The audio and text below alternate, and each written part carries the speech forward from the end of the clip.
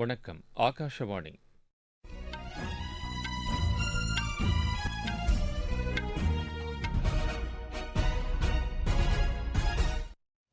செய்திகள் வாசிப்பவர் கோபாலகிருஷ்ணன். தலைப்புச் செய்திகள். சாலையோர வியாபாரிகளுக்கான பிரதமரின் ஸ்வநிதி திட்ட பயனாளிகளுடன் பிரதமர் திரு நரேந்திர மோடி புதுதில்லியில் இன்று கலந்துரையாடுகிறார். குடியரசுத் தலைவர் திருமதி திரௌபதி முர்முவின் மொரீஷியஸ் பயணத்தின்போது இரு நாடுகளுக்கும் இடையே 4 புரிந்துணர்வு ஒப்பந்தங்கள் கையெழுத்தானது. ராணுவம் மற்றும் கடலோர காவல்படைக்கு 34 அதிநவீன இலகு ரக ஹெலிகாப்டர்களை வாங்குவதற்கு HAL நிறுவனத்துடன் பாதுகாப்பு அமைச்சகம் புரிந்துணர்வு ஒப்பந்தம் செய்து கொண்டுள்ளது. மக்களவைத் தேர்தலில் போட்டியிடும் 72 வேட்பாளர்கள் அடங்கிய இரண்டாவது பட்டியலை பிஜேபி வெளியிட்டுள்ளது.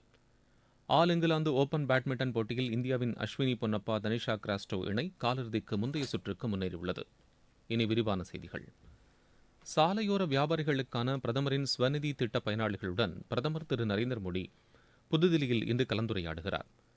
புதுதில்லி ஜவஹர்லால் நேரு மைதானத்தில் நடைபெறும் இதற்கான நிகழ்ச்சியில் நாடு முழுவதிலும் உள்ள 1,00,000 சாலையோர வியாபாரிகளுக்கு கடன்களையும் பிரதமர் வழங்குகிறார்.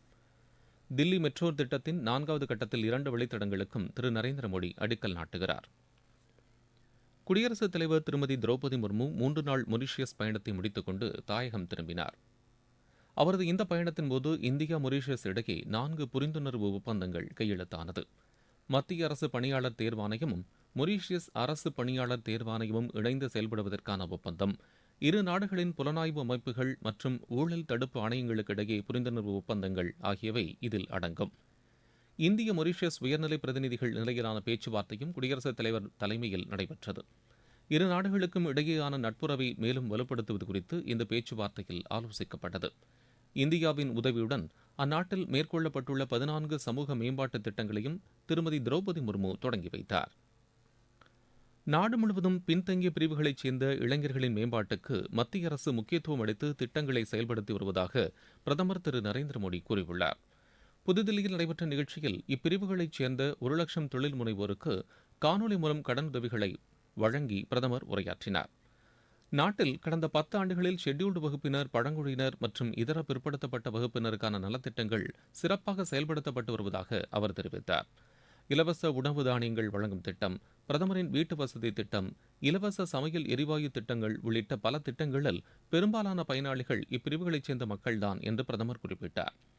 ஷெட்யூல்டு வகுப்பினரின் நலனுக்காக இந்த ஆண்டு மட்டும் 1,60,000 கோடி ரூபாய் நிதி ஒதுக்கீடு செய்யப்பட்டுள்ளதாக அவர் கூறினார்.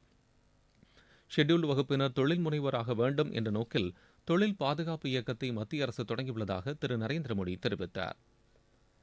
நாட்டில் இயற்கை முறையில் விவசாயம் செய்வோரின் எண்ணிக்கை கடந்த 3 ஆண்டுகளில் 7 மடங்கு அதிகரித்துள்ளதாக மத்திய கூட்டுறவுத்துறை அமைச்சர் திரு அமித்ஷா தெரிவித்துள்ளார். தேசிய அளவிலான 3 கூட்டுறவு சங்கங்களின் அலுவலகங்களை நேற்று புதுதில்லியில் திறந்து வைத்து அவர் பேசினார். 31,000 சதுர அடி பரப்பளவில் இந்த அலுவலகங்கள் நவீன வசதிகளுடன் உருவாக்கப்பட்டுள்ளதாக அவர் கூறினார். ஏற்றுமதிக்கான வேளாண் கூட்டுறவு சங்கங்களின் வர்த்தகத்தை அடுத்த 5 ஆண்டுகளுக்குள் 1,00,000 கோடி ரூபாய் அளவுக்கு அதிகரிக்க இலக்கு நிர்ணயிக்கப்பட்டுள்ளதாக அவர் தெரிவித்தார். விதைகளுக்கான கூட்டுறவு சங்கம் மூலமாக தரமான மற்றும் பாரம்பரிய விதைகள் அதிக அளவில் கிடைக்க வகை செய்யப்படும் என்று அவர் தெரிவித்தார். தற்போது தொடங்கப்பட்டுள்ள 3 கூட்டுறவு அமைப்புகள் முழுமையாக செயல்பாட்டுக்கு வரும்போது விவசாயிகள் எதிர்கொள்ளும் பெரும்பாலான பிரச்சினைகளுக்கு தீர்வு காணப்படும் என்றும் திரு அமித்ஷா தெரிவித்தார். மக்களவைத் தேர்தலில் போட்டியிடும் 72 வேட்பாளர்கள் அடங்கிய இரண்டாவது பட்டியலை பிஜேபி வெளியிட்டுள்ளது.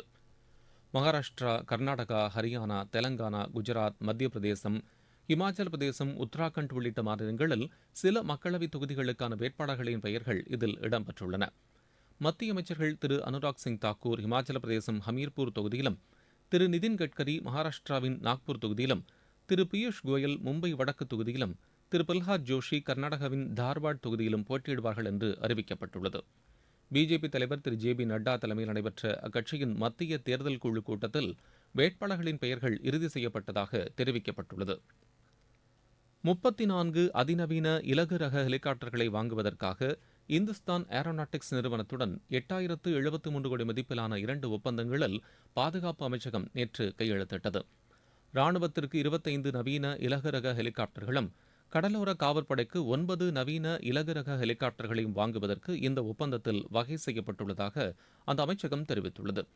தேடுதல் மற்றும் மீட்புப் படையினரின் போக்குவரத்து, சரக்கு போக்குவரத்து, விபத்து மீட்பு நடவடிக்கைகளை மேற்கொள்ளும் வகையில் HAL நிறுவனத்தின் ஹெலிகாப்டர்கள் வடிவமைக்கப்படும் என பாதுகாப்பு அமைச்சகத்தின் செய்திக்குறிப்பில் தெரிவிக்கப்பட்டுள்ளது. நீங்கள் கேட்டுக்கொண்டிருப்பது ஆகாஷவாணியின் செய்தி அறிக்கை. ஆகாஷ்வாணி சென்னை செய்திப் பிரிவில் ஒப்பந்த அடிப்படையில் பணிபுரிவதற்கான விண்ணப்பங்கள் வரவேற்கப்படுகின்றன.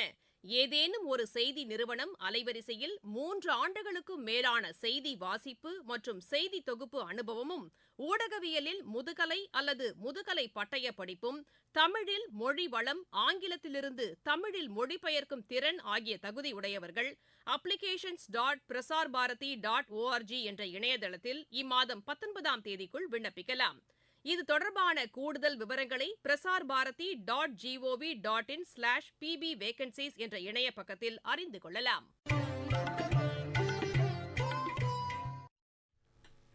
உத்தராகண்ட் மாநில பொது சிவில் சட்ட மசோதாவுக்கு குடியரசுத் தலைவர் திருமதி திரௌபதி முர்மு ஒப்புதல் அளித்துள்ளார். இந்த மசோதா அமல்படுத்தப்படுவதன் மூலம் சுதந்திரத்திற்கு பிறகு பொது சிவில் சட்டத்தை அமல்படுத்தும் முதல் மாநிலமாக உத்தராகண்ட் உருவெடுக்கும். சென்ற மாதம் 7ஆம் தேதி உத்தராகண்ட் சட்டப்பேரவையில் பொது சிவில் சட்ட மசோதா நிறைவேற்றப்பட்டது. தெற்கு ரயில்வேயின் செயல்பாடுகள் சிறப்பாக உள்ளதாக ரயில்வே அமைச்சர் திரு அஸ்வினி வைஷ்ணவ் பாராட்டு தெரிவித்துள்ளார். தெற்கு ரயில்வேயின் உட்கட்டமைப்பு மேம்பாட்டு திட்டங்களின் முன்னேற்றம் குறித்து சென்னையில் அவர் நேற்று ஆய்வு மேற்கொண்டார். பாதுகாப்பு, ரயில்வே சொத்துக்களை பராமரித்தல், சரக்கு போக்குவரத்தை அதிகரித்தல் போன்ற அம்சங்கள் குறித்து அமைச்சர் ஆய்வு மேற்கொண்டதாக தெற்கு ரயில்வேயின் செய்திக்குறிப்பு தெரிவிக்கிறது. பல்கலைக்கழக மானியக் குழுவின் வழிகாட்டுதலின்படி நாடு முழுவதும் உள்ள பல்கலைக்கழகங்கள் மற்றும் கல்லூரிகளில் முதன்முறை வாக்காளர்களை ஈர்க்கும் வகையில் விழிப்புணர்வு நிகழ்ச்சிகள் நடத்தப்பட்டு வருகின்றன. இதன் ஒரு பகுதியாக வேலூர் மாவட்டத்தில் மாணவர்களுக்கு வாக்காளர் விழிப்புணர்வு நிகழ்ச்சி நடத்தப்பட்டது. இது மிகவும் பயனுள்ளதாக அமைந்ததாகவும் முதல் முறை வாக்கு செலுத்துவது உற்சாகமளிப்பதாக உள்ளதென்றும் மாணவர்கள் எமது செய்தியாளரிடம் தெரிவித்தனர். என் பேர் விஷ்ணு. நான் ஊரிஸ் காலேஜில் படிக்கிறேன். ஃபர்ஸ்ட் டைம் ஓட்டு போட போகிறேன். காசு வாங்காமல் ஓட்டு போடணும்னு என்னோட கொள்கை. காசுக்காக ஓட்டை விற்கக்கூடாது. எல்லாரும் காசு வாங்காமல் யார் நமக்கு நன்மை செய்வாங்களோ அவங்களுக்கு ஓட்டு போடணும். அதை நான் விழிப்புணர்வாக என் ஏரியாவில் இருக்கிறவங்களுக்குலாம் பண்ணுவேன். நீங்களும் விழிப்புணர்வாக நான் சொல்கிறதுக்கு ஒரு கருத்தாக எடுத்துகிட்டு காசு வாங்காமல் நமக்கு யார் நன்மை செய்வாங்களோ அவங்களுக்கு ஓட்டு போடுங்க. என் பேர் வி ஹேம்நாத். ஃபர்ஸ்ட் டைம் ஓட்டு போட போகிறேன். யாரும் ஓட்டை விற்காதீங்க. நாட்டுக்கு யார் நல்லது பண்ணுறாங்களோ அவங்களுக்கு ஓட்டு போடுங்க. அப்போ தான் நாடு முன்னேறும், நம்மளும் முன்னேறுவோம். நன்றி. நேபாள நாடாளுமன்றத்தில் நேற்று நடைபெற்ற நம்பிக்கை வாக்கெடுப்பில் அந்நாட்டு பிரதமர் திரு புஷ்பகமல் தஹால் பிரசண்டா தலைமையிலான அரசு வெற்றி பெற்றது. 275 உறுப்பினர்களை கொண்ட அந்நாட்டு நாடாளுமன்றத்தில் அரசுக்கு ஆதரவாக 157 உறுப்பினர்கள் வாக்களித்தனர். திரு பிரசண்டாவின் CPN மாவோயிஸ்ட் மையக் கட்சிக்கும் நேபாள காங்கிரஸ் கட்சிக்கும் இடையேயான கூட்டணி முறிந்ததை அடுத்து திரு பிரசண்டா புதிய கூட்டணியை உருவாக்கினார். இதையடுத்து பெரும்பான்மையை நிரூபிப்பதற்கான நம்பிக்கை வாக்கெடுப்பு நேற்று நடைபெற்றது. உலக சிறுநீரக தினம் இன்று கடைபிடிக்கப்படுகிறது. அனைவருக்கும் சிறுநீரக நலன் என்பதை கருப்பொருளாக கொண்டு இந்த ஆண்டு இந்த தினம் கடைபிடிக்கப்படுகிறது. இந்த தினத்தையொட்டி சிறுநீரக நோய்களை தடுப்பது குறித்த பல்வேறு விழிப்புணர்வு நிகழ்ச்சிகளுக்கும் ஏற்பாடுகள் செய்யப்பட்டுள்ளன. விளையாட்டுச் செய்திகள். ஆல் இங்கிலாந்து ஓபன் பேட்மிண்டன் போட்டியின் மகளிர் இரட்டையர் பிரிவில் இந்தியாவின் அஸ்வினி பொன்னப்பா, தனிஷா கிராஸ்டோ இணை காலிறுதிக்கு முந்தைய சுற்றுக்கு முன்னேறியுள்ளது. ஆடவர் ஒற்றையர் பிரிவில் இந்தியாவின் லக்ஷயா சென்னும், ஆடவர் இரட்டையர் பிரிவின் ராங்கி ரெட்டி ஷிராக் ஷெட்டி இணையும் காலிறுதிக்கு முந்தைய சுற்றுக்கு முன்னேறியுள்ளன. மகளிர் பிரீமியர் லீக் கிரிக்கெட் போட்டியில் நேற்று நடைபெற்ற குஜராத் அணிக்கு எதிரான ஆட்டத்தில் தில்லி அணி 7 விக்கெட் வித்தியாசத்தில் வெற்றி பெற்று இறுதி ஆட்டத்திற்கு முன்னேறியது. தில்லியில் நேற்று நடைபெற்ற ஆட்டத்துடன் லீக் சுற்றுப் போட்டிகள் நிறைவடைந்தன. புள்ளிப்பட்டியல் அடிப்படையில் தில்லி அணி நேரடியாக இறுதி ஆட்டத்திற்கு முன்னேறியுள்ளது. 2 மற்றும் 3ஆம் இடங்களை பிடித்த மும்பை மற்றும் பெங்களூரு அணிகள் நாளை நடைபெறும் எலிமினேட்டர் சுற்று ஆட்டத்தில் மோதவுள்ளன. இதில் வெற்றி பெறும் அணி வரும் 17ஆம் தேதி நடைபெறும் இறுதி ஆட்டத்தில் தில்லி அணியை எதிர்கொள்ளும். ISL கால்பந்து போட்டியின் நேற்றைய ஆட்டத்தில் மோகன் பகான் அணி கேரளா அணியை வென்றது. இன்றைய ஆட்டத்தில் கோவா அணி பெங்களூரு அணியை எதிர்கொள்கிறது. சென்னையில் நடைபெற்று வரும் பிரைம் வாலிபால் லீக் போட்டியின் நேற்றைய ஆட்டத்தில் தில்லி அணி கோழிக்கோடு அணியை வென்றது. மீண்டும் தலைப்புச் செய்திகள்.